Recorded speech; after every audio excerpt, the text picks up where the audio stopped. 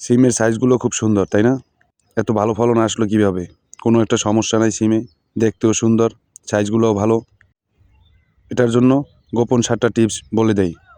Number 1, রোগমুক্ত ও উচ্চ ফলনশীল জাতের বীজ বপন করুন।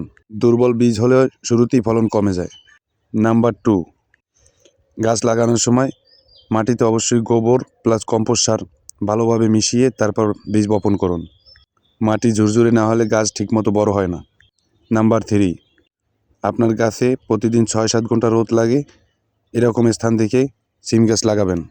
নাম্বার 4, শুরু থেকে খুব অল্প মাত্রায় নাইট্রোজেন দিবেন, কিন্তু ফুল আসার সময় অতিরিক্ত নাইট্রোজেন দিবেন না, তখন পটাশ বা ফসফরাস বেশি প্রয়োজন।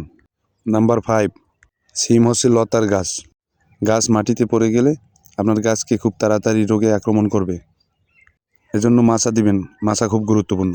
নাম্বার 6, পাতা কুঁকড়ে গেলে বা ফুল ঝরলে দ্রুত ব্যবস্থা নেবেন, জৈব প্লাস কীটনাশক ব্যবহার করতে পারেন। নাম্বার 7, মাটি শুকিয়ে গেলে বা মাটিতে অতিরিক্ত পানি জমলে দুটোই ক্ষতিকর। যে কোনো গাছ হোক, পরিচর্যায় ত্রুটি করবেন না। মনে রাখবেন, ফলন যত ভালো পেতে চান পরিচর্যার কমতি রাখলে ফলন ভালো পাবেন না। ধন্যবাদ। ভালো লাগলে একটা লাইক দিয়ে উৎসাহ দিবেন আর চ্যানেলটা সাবস্ক্রাইব করে দিবেন। নতুন নতুন টিপস পেতে অবশ্যই চ্যানেল দিকে চোখ রাখবেন। আসসালামু আলাইকুম।